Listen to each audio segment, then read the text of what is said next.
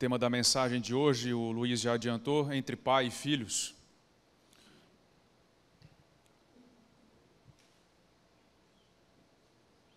Existem algumas perguntas que aqueles que desejam se aproximar de Deus precisam responder. Por exemplo, quem Deus é na essência? Por exemplo, será que Deus de fato deseja um relacionamento conosco? Com pessoas assim tão complicadas como nós? Ele realmente deseja isso? São perguntas que demandam respostas complexas. Não é tão simples assim de responder, mas nós precisamos procurar entender isso. Quem de fato Deus é na essência? Deus é revelado nas Escrituras como o Senhor dos Exércitos. Deus é revelado como o grande eu sou, o Deus dos deuses, o temível Deus, o Todo-Poderoso, o juiz de toda a terra, o Altíssimo, um fogo consumidor, e por aí vai. Mas, quando os discípulos pedem a Jesus, o Deus Filho, que revelem o Pai, Deus começa a se mostrar quem Ele é na essência, porque Ele começa a ser revelado como um Pai. Pai nosso que estás nos céus. Um Pai que é nosso, da família inteira que está nos céus. Um Pai que dá o pão de cada dia. Um Pai que livra-nos do mal. Um Pai que está presente hoje e eternamente, que é dono desse reino, que reina sobre esse reino. A essência de Deus, Jesus revela no mais íntimo, no seu mais profundo, como um Pai. De fato, Deus é um grande general, Ele é o temível guerreiro nas batalhas, Ele de fato é um juiz que tudo vê e é de fato o vingador de toda a maldade. Mas, para aqueles que se curvaram à sua palavra, Ele se revela como um Pai, Ele se transforma num Pai próximo, num Pai que sempre estará lá, num Pai que deixa inclusive sentar-se no seu trono juntamente com Ele, como está escrito em Apocalipse 3. Um Pai que deseja um relacionamento próximo com os seus filhos. Essa acaba sendo a essência de Deus. A coisa acontece num relacionamento entre pai e filhos.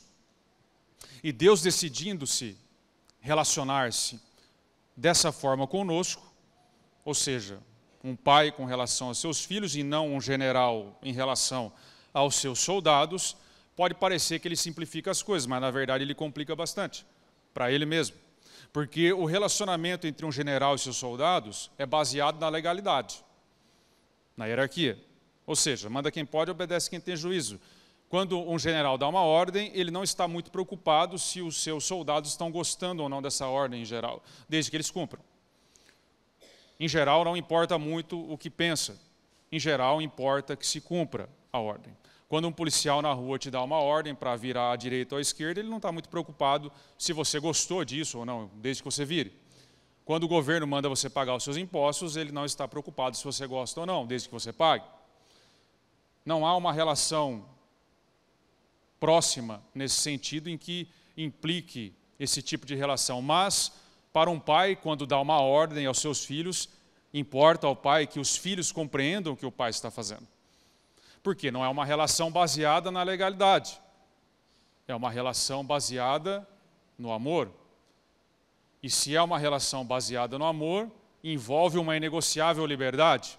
E se envolve uma inegociável liberdade, significa que envolve um risco enorme de rejeição, de desamor, de abandono. E esse risco fica totalmente na conta de Deus, porque Deus prometeu que jamais abandonaria o seu povo. Mas o homem já abandonou a Deus várias vezes, já rejeitou a Deus várias vezes, ao ponto de crucificá-lo. Deus decidiu correr esse risco, e é isso que intriga, porque Deus não precisava ter escolhido correr esse risco. Se Ele tivesse escolhido ser apenas o Senhor dos Exércitos, se relacionando com seus soldados, ele se livraria desse risco. Mas Deus opta por ser um pai na essência. O único filho que Deus abandonou foi o Deus Filho, na cruz do Calvário, para que eu e você jamais fôssemos abandonados. Quando Jesus dá o seu grito de angústia Deus meu, por que me abandonaste? A nossa angústia terminou naquele momento. Deus não abandona o seu povo. É nesse relacionamento que nós estamos com Deus, entre pai e filhos. Há uma segurança enorme no Pai. Mas o ponto é que talvez, por conta da sua história com seu pai na terra, você não sinta lá essa segurança toda em Deus. Talvez você não sinta dessa forma, tenha alguma dificuldade de se relacionar com Deus como um pai, talvez até preferisse que ele fosse de fato um general. Mas o fato é que nós estamos nesse relacionamento e nós teremos que aprender a lidar com isso se quisermos nos aproximar de Deus da forma como Ele deseja. Uma vez que você creu no Cristo crucificado, você recebeu o Espírito Santo de Deus em seu coração e você foi adotado na família do Pai. É nesse relacionamento que nós estamos, um relacionamento baseado no amor, baseado na responsabilidade e baseado na liberdade também.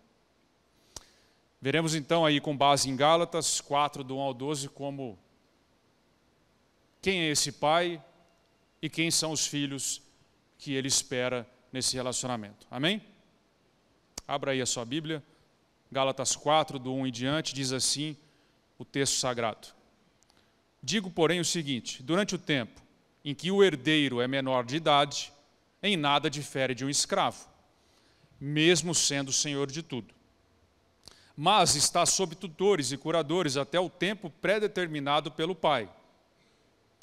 Assim, também nós, quando éramos menores, estávamos escravizados aos deuses deste mundo. Mas quando chegou a plenitude do tempo, Deus enviou seu Filho, nascido de mulher, nascido sob a lei, para resgatar os que estavam sob a lei, a fim de que recebêssemos a adoção de filhos.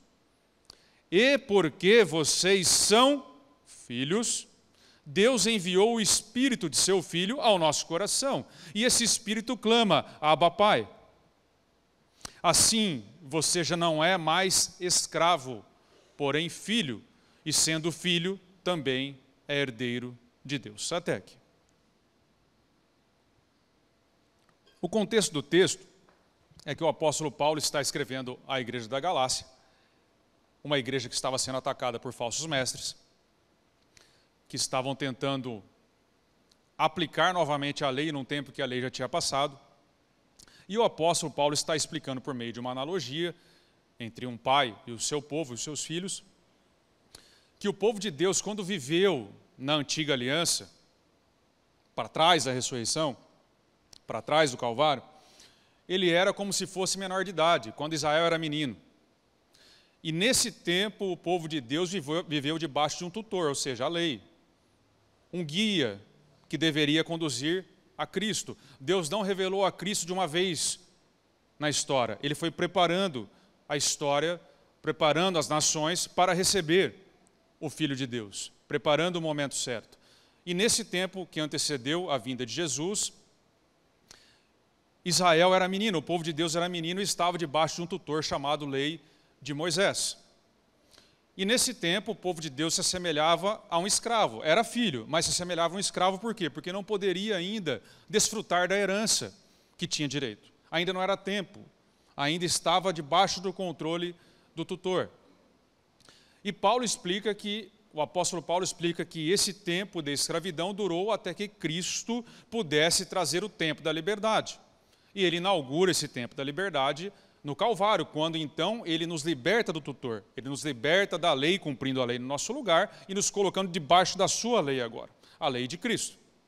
Agora o povo de Deus não é mais menino, o povo de Deus agora já vive na plenitude dos tempos, o povo de Deus agora não é mais como era, agora é o filho que voltou para casa, já não está mais debaixo do tutor, está com o irmão mais velho na casa do pai totalmente livre. Ou seja, nós estamos num relacionamento, em outras palavras, estamos num relacionamento entre pai e filhos com Deus, baseado no amor, baseado na liberdade e baseado na responsabilidade que esse pai exige de nós agora que não somos mais meninos. E esse tempo, e agora que esse tempo da liberdade chegou, a pergunta que fica é: que tipo de filhos que nós temos nos tornado? agora que o povo de Deus não é mais menino, agora que estamos na maioridade, que tipo de filhos temos nos tornado nesse tempo da liberdade? Será que nós somos tolos e imaturos, como os Gálatas estavam sendo? Será que nós estamos nos deixando escravizar novamente pelo tutor, do qual fomos libertos? Ou será que, uma vez libertos, abusamos da liberdade que recebemos, como filhos? Ou somos maduros, os filhos que o Pai espera? Vamos ver aqui então que tipo de filhos temos nos tornado. Você vai avaliando em qual categoria que você está inserido, para que Deus possa moldar o seu coração. Amém? Primeiro tipo de filho então é o filho imaturo. Como lemos aí, num dos versículos, eu não anotei aqui, mas está aí no texto que lemos, diz assim: digo porém o seguinte, durante o tempo em que o herdeiro é menor de idade, em nada difere de um escravo, mesmo sendo senhor de tudo, mas está sob tutores e curadores até o tempo predeterminado pelo pai. Então, o primeiro tipo de filho é imaturo, ou seja, ele já tem idade para se despedir do tutor, mas ele se agarra ao tutor. Esse tipo de filho, ele é adulto, já está no tempo, mas se comporta como criança, é livre, mas se comporta como um escravo. A explicação é muito simples: crescer é difícil, crescer não é fácil, traz responsabilidades, e muitos resistem a crescerem. Muitos tendem a permanecerem agarrados ao tutor. É o filho que tem 50 anos de idade e se comporta como se tivesse 5. É o filho que já está na idade de decidir por si mesmo, mas se recusa a decidir por si mesmo. Um filho de 5 anos de idade na sua casa perguntando se ele pode comer doce ou não é aceitável. Mas um filho de 50 perguntando se ele pode comer doce na sua casa não tem cabimento. É o filho de 50 que ainda pergunta para a mãe e para o pai se ele pode comer doce. Tem cabimento. Não encaixa, não tem cabimento em lugar nenhum, também não tem cabimento no reino de Deus. Ele se recusa a decidir a vida própria. Ele está sempre perguntando a um tutor, e aqui, linguagem figurada, a um líder, a alguém que possa guiá-lo, se pode ou não pode. Então ele chega na igreja, ele está na igreja e ele está perguntando ainda depois de 100 anos na igreja: eu sou obrigado a dar o dízimo? Se eu não der, o que acontece comigo? Deus me fulmina se eu não der o dízimo? Eu sou obrigado a liderar? Eu sou obrigado a vir na célula? Eu sou obrigado a vir na reunião? O que acontece se eu não vir? Ele ainda está fazendo a média de quanto que é para não ir para o inferno. Quanto que custa, o que ele tem que fazer para Deus não amaldiçoar ele. Ele não entendeu o relacionamento que ele está inserido com o Pai. Ele ainda vive como um escravo. Ele ainda vive, ele é filho, mas ele ainda vive debaixo de uma escravidão. Agora, perceba a sutileza. Ele abre mão da própria liberdade de escolha, de responsabilizar-se, e coloca a decisão na mão de um tutor, de um líder, não é por amor ao pai que ele abre a mão da própria liberdade. É porque ele tem medo das decisões que terá que tomar. Ele não quer decidir, ele não quer a responsabilidade de ter que decidir e arcar com as decisões que ele tem que tomar. Por isso que ele se agarra ao tutor. É mais fácil você depender do que o líder fala. Ah, mas pode ou não pode? Assim, tem gente que pergunta para mim assim, mas em uma palavra só, é ou não é? Entende o que acontece? A pessoa deseja um código para viver. Se pode ou se não pode nos mínimos detalhes, porque ainda pensa como um escravo, ainda pensa como um empregado. É o filho mais velho da parábola que Jesus contou, que mais cedo ou mais tarde vai acabar explodindo em ira e jogando na cara do pai: mas eu te servi por tanto tempo e nunca ganhei nada. Porque é um empregado. Não está num relacionamento de amor, está num relacionamento de legalidade. Manda quem pode, obedece quem tem juízo. É nesse relacionamento que o filho está, esse tipo de filho está. E se você se identifica com isso, você tem que consertar o seu relacionamento com o teu pai. Você tem que sair dessa imaturidade, porque esse tipo de relacionamento não é baseado no amor, nem na liberdade e nem na responsabilidade que Deus nos chama como filhos maiores, como filhos maduros. Esse é o primeiro filho. O segundo tipo de filho é mais imaturo ainda. O primeiro é imaturo, esse aqui é pior. Diz assim o texto: assim você já não é mais escravo, porém filho, e sendo filho também herdeiro por Deus. Esse filho aqui é o famoso assim, né? Você já viu essa história. Eu não sou dono do mundo, mas sou filho do dono. É o que se acha. Então, assim, ele se acha extremamente maduro, mas ele não é tão maduro assim. Ele já está na idade, mas ele não tem essa capacidade toda, essa estrutura toda de administrar algumas coisas. É quando ele olha para a gente e fala assim: o pastor conhece essa história, pastor, eu sei o que eu estou fazendo, fica tranquilo. É o cara que vai evangelizar, que começa a namorar para evangelizar. Não, eu sei o que eu estou fazendo. Eu vou trazer ela para Jesus. A hora que você vai ver, o cara está no meio da lama. Era para ele converter ela, mas ele reverteu. Desfez o que foi feito. Porque ele acha que ele sabe o que está fazendo. Porque ele se sente muito livre, muito vivo. Né? Diferente do anterior, esse tipo de filho ele não se agarra ao tutor, ele foge do tutor. Só que ele foge tanto que ele não, da lei, que ele não quer estar debaixo de lei nenhuma, ele vive como fora da lei. Ele se esquece que, tudo bem, ele foi liberto da lei de Moisés, mas ele está debaixo da lei de Cristo. Mas ele vive como se estivesse debaixo de lei nenhuma. É o filho mais novo da parábola que Jesus contou. Ele não abre mão da liberdade. Ele vive um falso sonho de liberdade. E ele se recusa a abrir mão da liberdade. O outro filho, ele abre mão da liberdade, mas não é por amor ao pai, é porque ele não quer decidir. Esse aqui jamais abre mão da própria liberdade. Ele se agarra à própria liberdade, aconteça o que acontecer, doa a quem doer, o que interessa é a minha vontade. Então, se eu não quero ir na reunião, eu não vou ir pronto. Se eu não quero ir no culto, eu não vou ir pronto. Se eu sirvo desse jeito. Se não for desse jeito, se a igreja não quiser, está tudo certo, eu vou para outro lugar, não tem problema, tem um monte de igreja por aí. Então, a minha liberdade é a minha liberdade. Ele não tem nenhum compromisso com o pai. Ele usa da sua liberdade, ele vive um falso sonho de liberdade, ele vive como quer. Ele mantém os tipos de relacionamento que ele deseja. Não interessa se a Bíblia diz que isso é permitido ou não. Porque ele está num relacionamento de amor com o pai, então Deus é amor, e então é um relacionamento de liberdade, mas ele não vive a responsabilidade dessa liberdade. Ele se esquece disso. Essa desobediência deslavada, disfarçada, de busca pela liberdade, acaba por afastar esse tipo de filho do pai. Por quê? Porque na sua cabeça de vento, quando o pai exige arrependimento, ele acha que está acabando com a liberdade dele. Mas na verdade é justamente o contrário. Deus não está retirando nossa liberdade. Quando Deus exige arrependimento, Ele está nos libertando de nós mesmos. Ele está nos libertando de acabar na lama com os porcos, como o filho mais novo. Porque Deus está mostrando que as nossas decisões, baseadas na nossa liberdade, nas nossas vontades, nós vamos terminar junto com os porcos. E Deus não deseja isso. Deus está nos libertando disso. Só que esse filho, na maioria das vezes, só percebe essa verdade quando justamente já está na lama.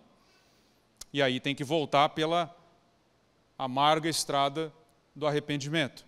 Então, se você está se relacionando com o pai nesses termos, abusando da sua liberdade, saiba que você está numa imaturidade. E você precisa consertar isso hoje. Mas tem um terceiro tipo de filho, que é o que nós deveríamos ser.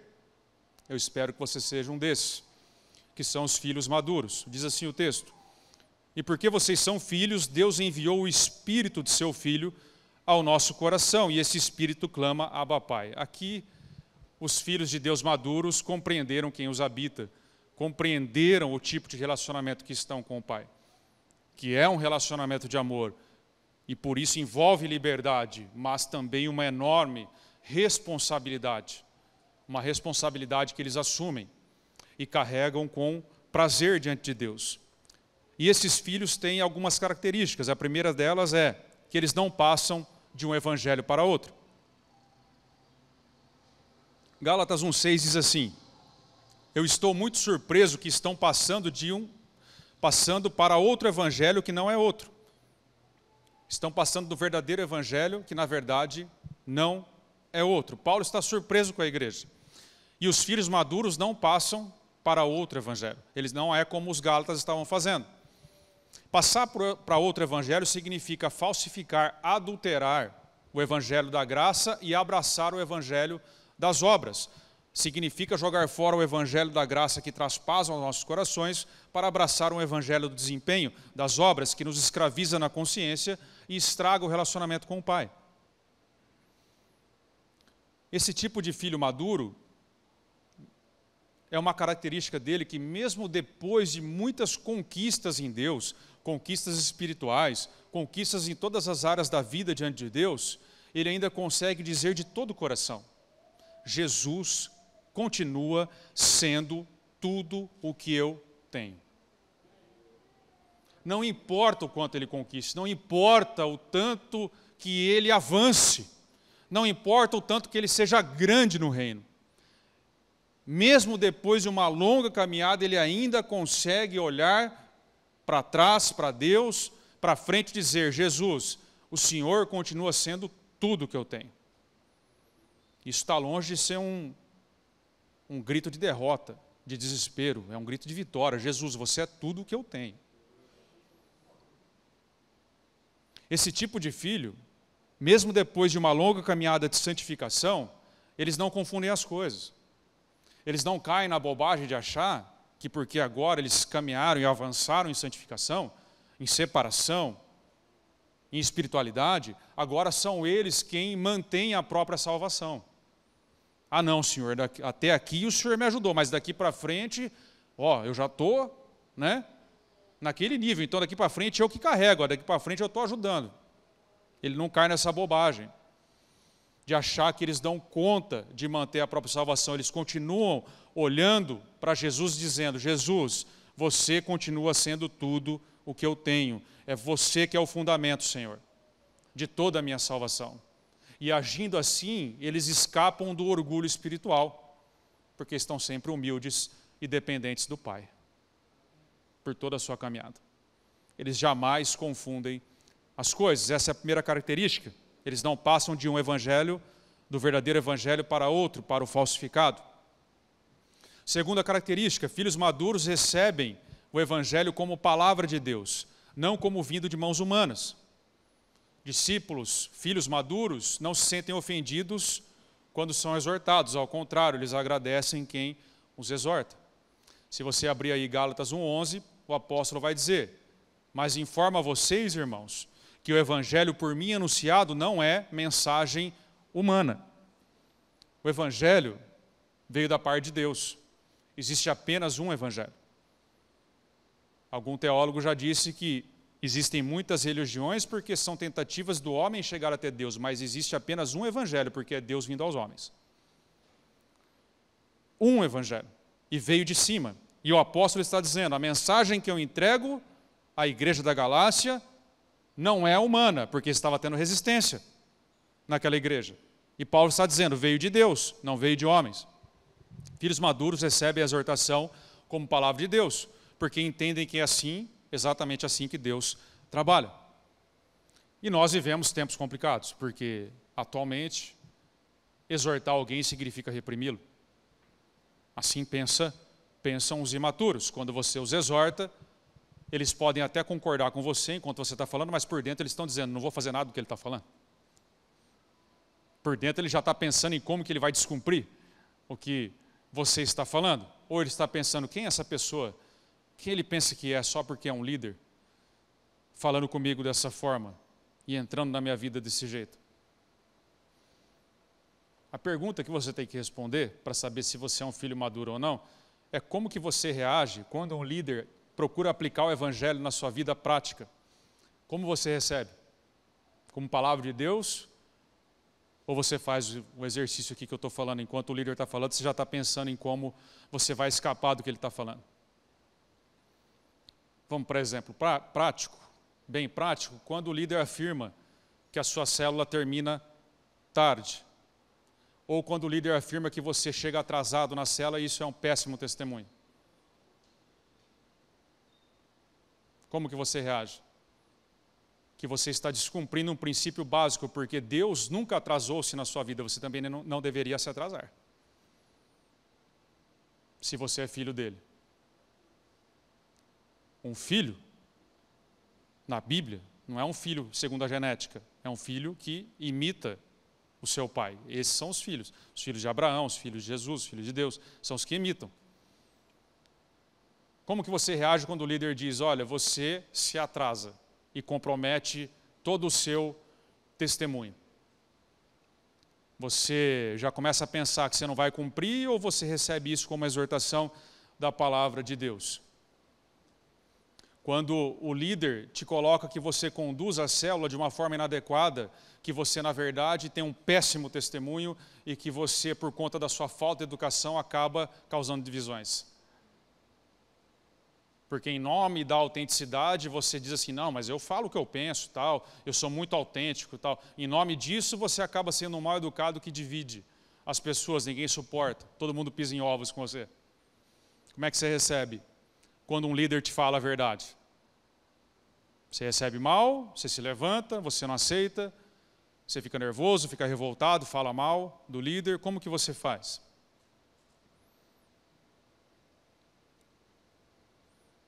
Quando um líder te chama e fala assim, olha, as fotos que você coloca no Instagram são indecentes. A roupa que você vê na igreja é indecente. Você olha para ele e diz, nossa, quanta moralidade, quanto legalismo, ou você recebe isso como uma exortação vinda de cima? Eu não preciso nem dizer, irmãos, que ficam de fora aqui as ressalvas dos abusos espirituais que tantos locais cometem. Não é isso que você vê aqui nessa casa, né? Ao contrário. Mas como que você recebe todas essas questões? Muitos que eu já tive o desprazer de abordar, respondem assim, mas isso aí não tem nada a ver com o Evangelho que você está falando. O que tem a ver com o Evangelho? O jeito que eu me visto, a hora que eu chego, o que eu faço, a forma que eu conduzo, o meu jeito. O apóstolo Paulo repreendeu o apóstolo Pedro na face, nessa mesma carta, porque Pedro não estava sentando na mesma mesa que alguns irmãos. Dizendo, eu repreendi Pedro porque ele não estava vivendo de acordo com o Evangelho. O Evangelho, irmãos, é uma boa notícia que acontece nas áreas mais simples da vida, em todas elas. Senão, é só uma teoria. O apóstolo Paulo diz, Pedro, naquela área, não estava vivendo de acordo com o Evangelho.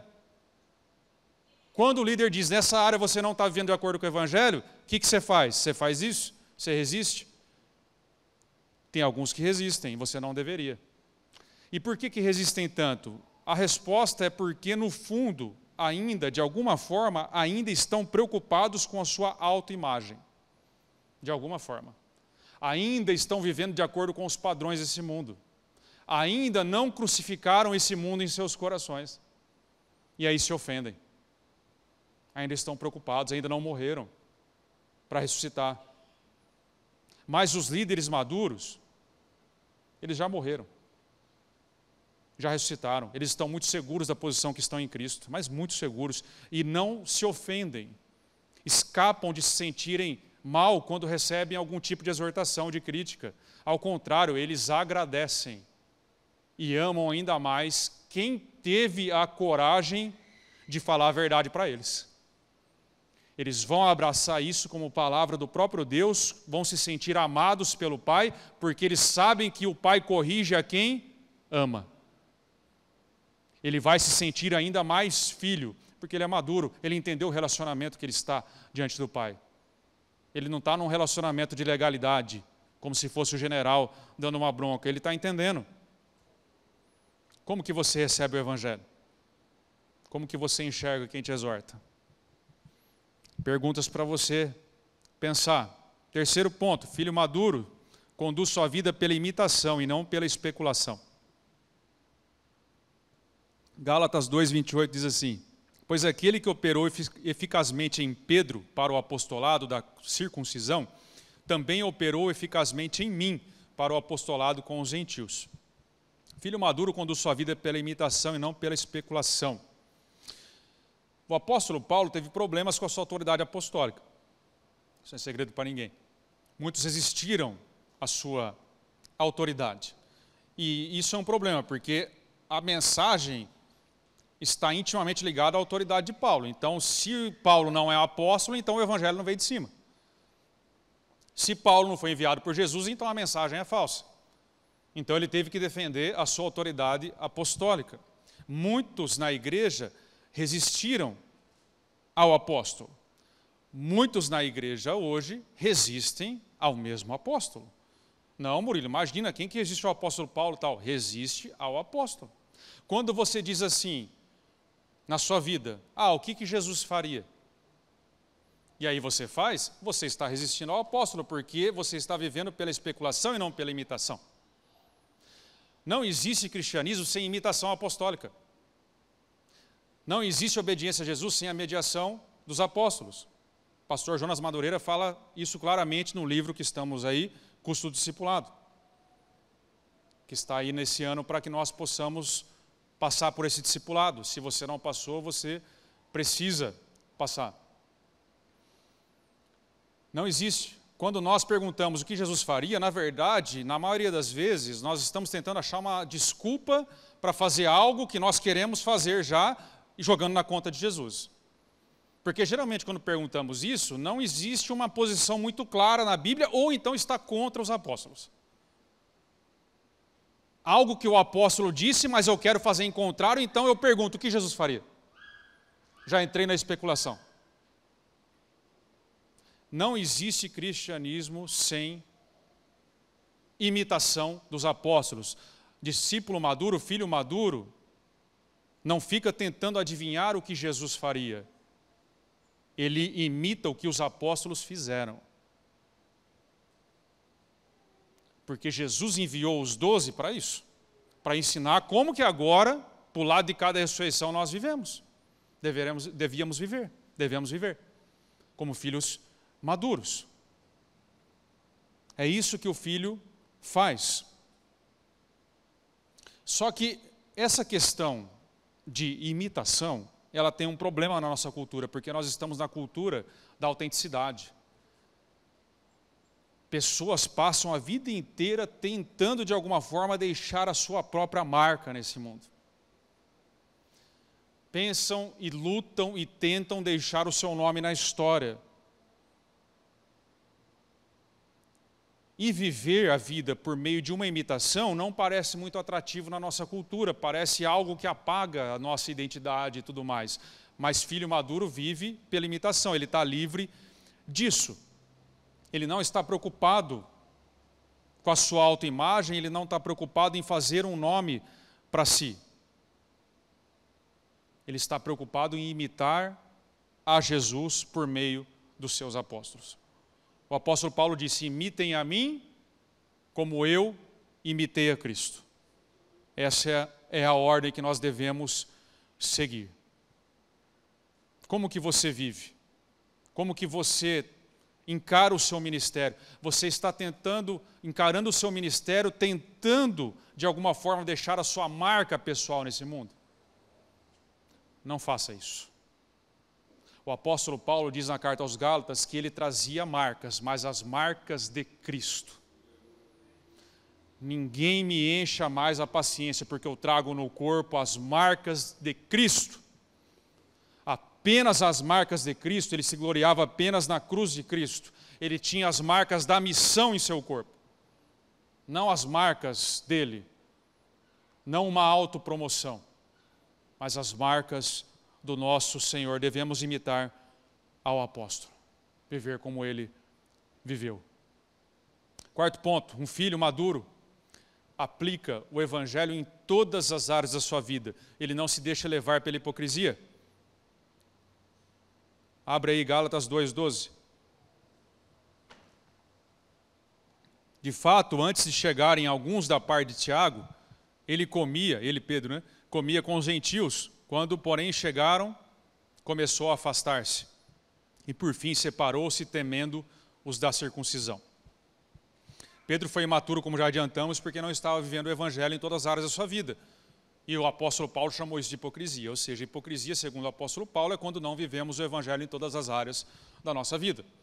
Vivemos em parte. Ninguém nega que Pedro era um grande apóstolo, Pedro era um grande líder, mas o apóstolo Paulo, nessa área, está apontando, olha, nessa área você não está vivendo. Quando chegou um pessoal lá da parte de Jerusalém, da parte de Tiago, os judeus, ele começou a se afastar dos gentios. Até então, Pedro estava comendo, fazendo churrasco com todo mundo. Se divertindo com todo mundo. Quando chegou o pessoal lá da catedral de Jerusalém, ele começou a se afastar. Começou a agir diferente. E o texto relata que Barnabé seguiu no mesmo caminho. Grandes líderes da casa de Deus seguiram esse caminho. Foram hipócritas nessa área, nesse momento. O Espírito Santo de Deus já havia sido dado. Pedro sabia muito bem disso. Esteve na casa de Cornélio. Ou seja, Pedro sabia muito bem que já não havia diferença entre judeu e gentil depois do Espírito Santo. Que não era mais a circuncisão quem fazia alguém povo de Deus ou não. Na antiga aliança era. Para você se tornar povo de Deus na antiga aliança, a circuncisão era o sinal. Mas na nova aliança, não é a circuncisão na carne, é a circuncisão no coração feita pelo Espírito Santo que fazia povo de Deus. E Pedro sabia muito bem disso. E agora, ele de forma hipócrita estava se separando dos gentios. Por conta da circuncisão. Ou seja, o que Pedro estava fazendo na prática aqui? Ele estava fazendo uma média com o pastor principal, Tiago. Você faz média?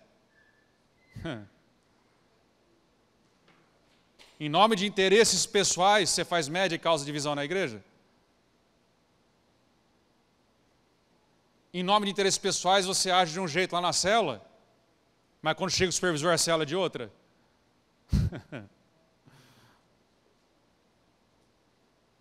Quando a supervisão vai, a célula acontece de um jeito. Quando o supervisor não está, acontece de outro.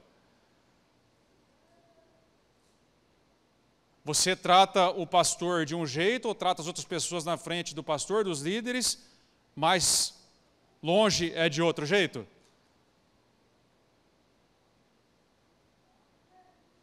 Como que é? Esse é o sintoma. Não está vivendo o evangelho em todas as áreas da vida, hipocrisia. Você usa o seu ministério, a sua célula, o seu ministério, qualquer que seja, como uma escalada na sua hipocrisia ministerial? Deixa eu falar uma coisa bem séria e bem verdadeira também. Você conhece se alguém não é hipócrita, se alguém de fato vive o evangelho em todas as áreas da vida, olhando como ele trata o menor da comunidade. Aquele que não tem absolutamente nada para dar em troca. Aquele que não tem nenhuma condição de devolver nada do ponto de vista material, ministerial, nada. Como que essa pessoa trata esse pequenino no reino de Deus? É aí que você percebe se a pessoa vive o evangelho em todas as áreas da vida. Por quê? Porque ele não trata os relacionamentos como uma escalada ministerial. O filho maduro não faz isso. Ele vive o evangelho em todas as áreas, ele não causa divisões, não é hipócrita. Serve de coração. Entende que os relacionamentos, que as pessoas com que ele se relaciona, elas têm um valor em si mesmas. Porque, seja grande ou seja pequeno, foi comprada pelo sangue de Jesus, a quem ele serve. Não faz diferença. Porque se nós não tratarmos todos iguais, então, melhor a gente fechar e ir para o boteco. Porque aí virou bagunça. Se existe parcialidade, aí já não é mais reino. Porque todos nós fomos comprados pelo mesmo sacrifício. Mas a pergunta é, você faz jogos hipócritas e causa divisões? Precisa pensar sobre isso. Como que você trata o seu serviço a Deus e o seu relacionamento, os seus relacionamentos no reino. Quinto ponto, filhos maduros estão completamente insatisfeitos com o pecado que ainda resta neles. Abre aí, Gálatas 5,13. Eles estão insatisfeitos, porque vocês, irmãos, foram chamados à liberdade, mas não usem a liberdade para dar ocasião à carne, ao pecado. Pelo contrário, sejam servos uns dos outros pelo amor. Filho maduro saiu da criancice de achar que Deus nos aceita como nós somos. Ele não aceita. Deus nos recebe como nós estamos. É bem diferente. Mas Ele não aceita como nós somos. Porque se Deus aceitasse como nós somos, então não tinha santificação, não tinha arrependimento, não tinha caminhado com Deus, não tinha espiritualidade, não tinha nada. Ele simplesmente não aceita.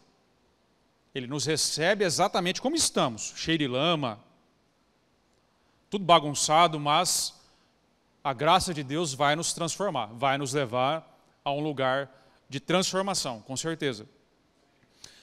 Filho maduro entende isso e não se permite escravizar por mais nada. Ele não volta ao tempo anterior, ele permanece firme na graça que recebeu, na liberdade que tem. Ele não usa dessa liberdade para pecar, porque ele já acha que peca demais.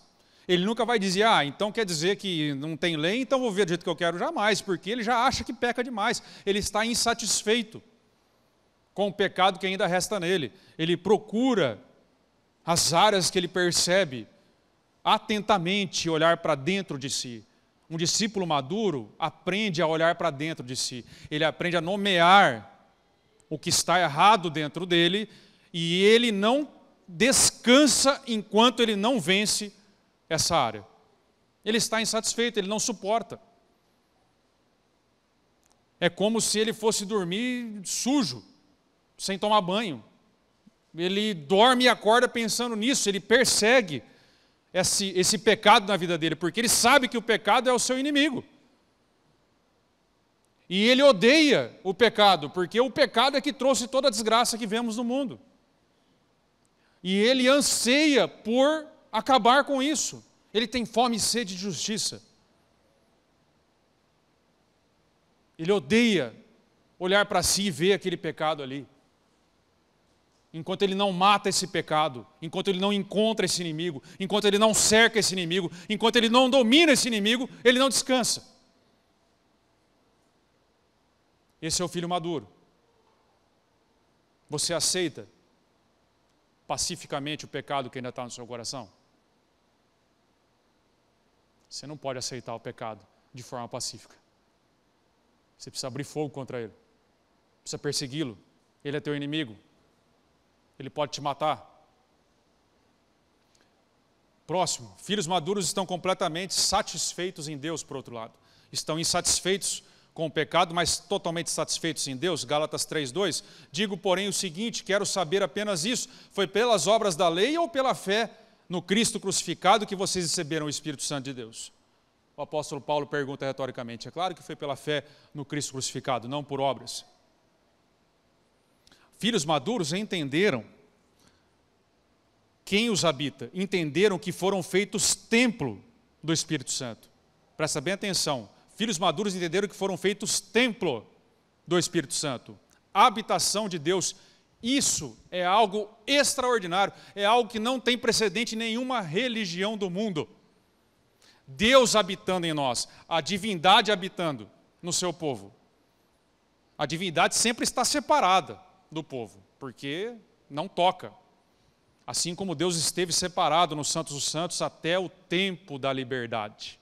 Até o tempo em que pudéssemos, como filhos, desfrutar da nossa herança, que é o próprio Deus. Que tivéssemos acesso completo e irrestrito ao coração de Deus. Porque Ele habita em nós, não tem como ter comunhão maior que essa, Ele decidiu habitar com a sua criação. Filho maduro entende a honra que é ter Deus habitando dentro de si.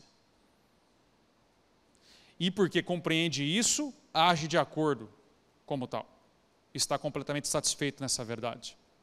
Veja bem, nós quando vamos estar diante de uma autoridade, quando estamos diante de uma autoridade aqui da terra, nós não nos comportamos da mesma forma. Como nos comportamos num ambiente descontraído. A gente fica, não é isso? A gente toma atitudes diferentes. Por quê? Porque nós estamos diante de uma autoridade.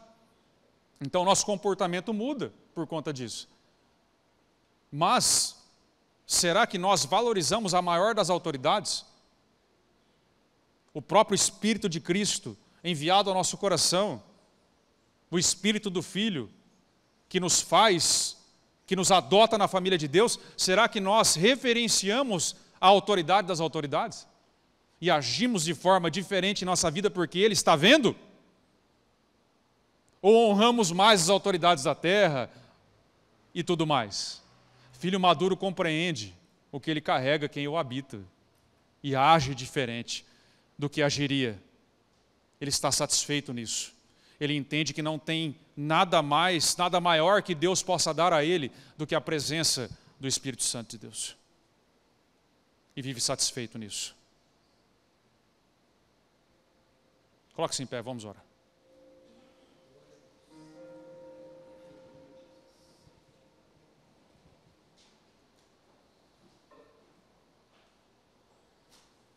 Filho maduro é testemunha fiel, não um artista. O fruto do Espírito é paz, alegria, paciência, bondade, mansidão, fidelidade, domínio próprio. Ele é testemunha desse fruto. Ele não é um artista que está fingindo, fazendo uma paródia levítica mal feita do que é a santidade. Ele de fato tem o fruto do Espírito. E as pessoas olham para ele, enquanto ele caminha pela sua vida, e dizem, como que ele consegue viver desse jeito? Como pode ele chegar no ambiente e mudar completamente o ambiente desse jeito? Como pode, numa segunda-feira de manhã, que todo mundo está mal-humorado, ele está feliz? O que ele carrega? Como que ele pode ter essa vida, esse casamento? Como que ele pode ter... Você entra na casa dele e você percebe, é uma casa simples, mas você percebe uma harmonia que não existe, que nenhum arquiteto consegue fazer. E a pessoa pergunta, mas a sua casa tem algo que eu não consigo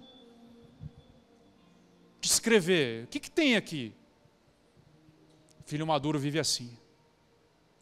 Faz com que os outros olhem para a sua vida e desejem ao Pai. Não é um artista que está fingindo ter uma vida que ele não tem.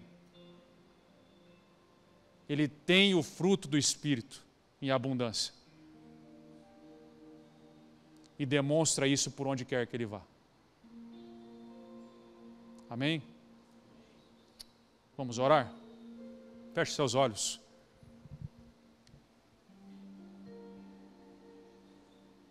Senhor, nós queremos colocar a vida do teu povo nas tuas mãos.